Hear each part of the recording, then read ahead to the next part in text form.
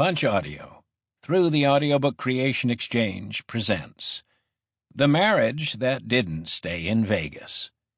BWWM Romance. Written by Phoenix Rayne. Performed by Dana Day. The sun was beaming on my face and my head was swimming. I couldn't tell if I was on the floor or the bed. I stared up at the ceiling, afraid to move too quickly. What the hell did I drink last night? I asked myself. I heard someone stirring nearby. Hello? I called out. Someone moved again. I held my breath as I realized someone else was breathing in the room with me. Hello? Is someone there? A groan came from below. I slowly tried to get up. I soon realized that I was on the floor and I wasn't on the bed. Well, I was on the bed, but a body laid between the bed and me. Wait, I'm still not telling you this right.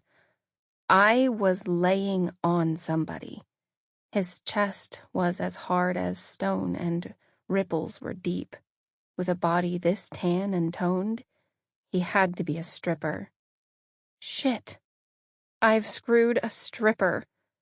I looked down and, oh yes, I had been rode, hard from the looks of it.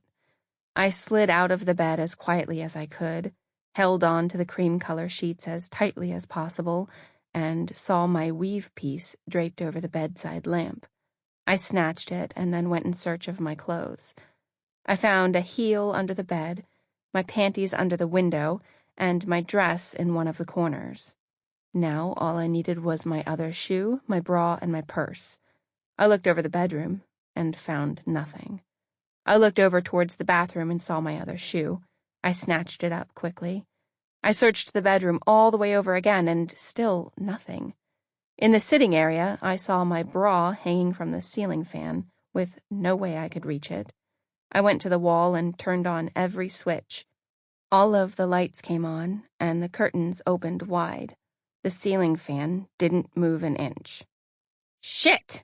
I yelled, a little too loudly. I froze, but I didn't hear the stripper stir. I saw my clutch on the counter and grabbed it. I dropped the sheet and got dressed, still braless. I tried a few more switches and still nothing but more lights. I walked to the front door and stopped. If I'd had sex with this man, I at least needed to know his damn name.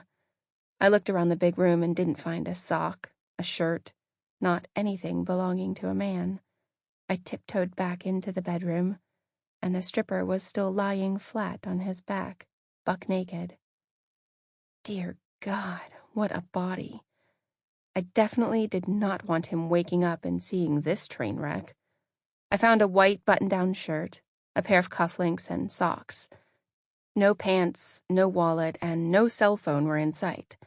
I saw some black fabric underneath the stripper, and I cringed.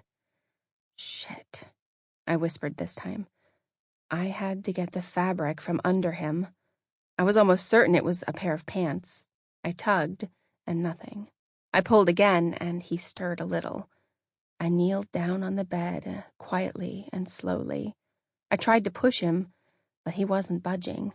I yanked at the fabric one last time, and he was still knocked out. Screw the pants, I whispered. I turned to get off the bed, but a pair of the lightest brown eyes I had ever seen yanked me back down. They were the color of honey, and I was mesmerized.